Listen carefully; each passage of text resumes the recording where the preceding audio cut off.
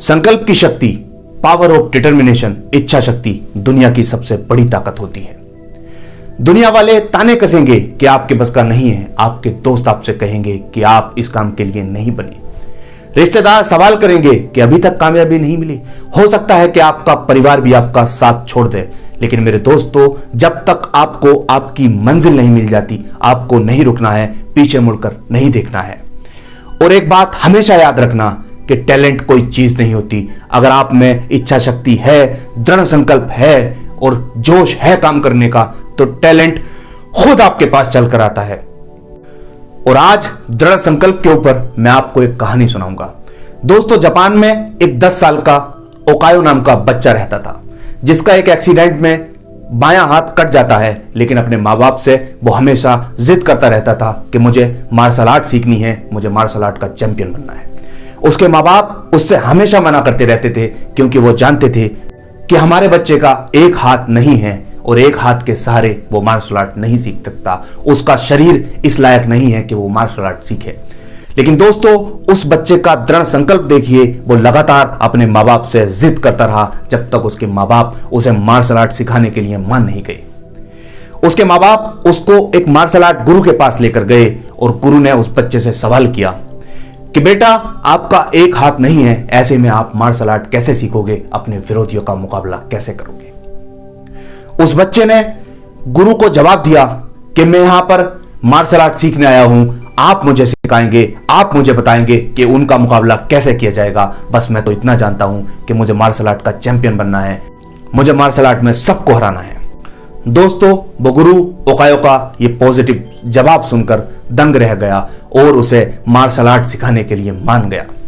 उसने 50 बच्चों के ग्रुप में ओकायो को शामिल कर लिया और अगले दिन से ट्रेनिंग शुरू हुई। दोस्तों, जैसे ही ओकायो ट्रेनिंग पर गया, मैदान में पहुंचा, ओकायो को एक टेक्निक सिखाई गई। ओकायो के गुरु ने कहा कि तुम इस टेक्निक को, इस एक किक को प्रैक्टिस करते रहो, इस एक किक का अभ्यास करते रहो। ओकायो उस किक की प्रैक्टिस करता रहा। धीरे धीरे वक्त गुजरता गया।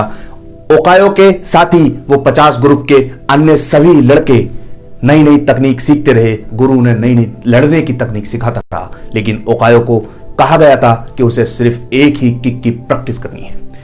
धीरे धीरे वक्त गुजरता गया और 1 साल बीत गया। ओकायो ने अपने गुरु से सवाल किया कि गुरुजी, मुझे और टेक्निक सीखनी है, लड़ने की और तकनीकें सीखनी है। उसके गुरु ने कहा कि चुपचाप इसी एक किक की प्रैक्टिस करते रहो।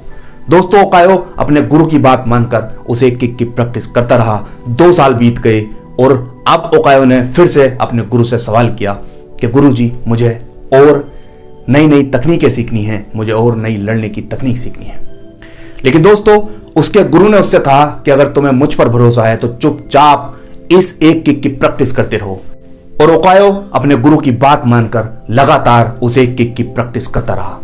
दोस्तों, 2 साल, 3 साल, 4, 5 साल तक ओकायो उस एक किक की प्रैक्टिस करता रहा।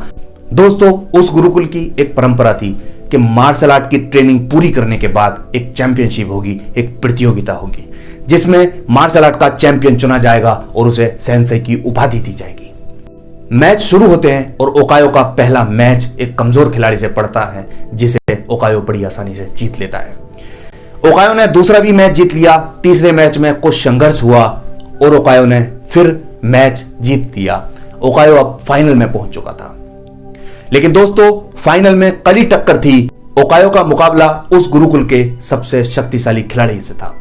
मैच शुरू होता है, ये फाइनल मैच था। इस मैच के बाद जो भी ये मैच जीतेगा उसे सेंसेई की उपाधि दी जाएगी। दोस्तों, जैसे ही मैच शुरू हुआ, वो खिलाड़ी ओकायो पर भारी पड़ा और ओकायो को बुरी तरह मारता रहा। ओकायो एक बार बेहोश होकर जमीन पर गिर गया।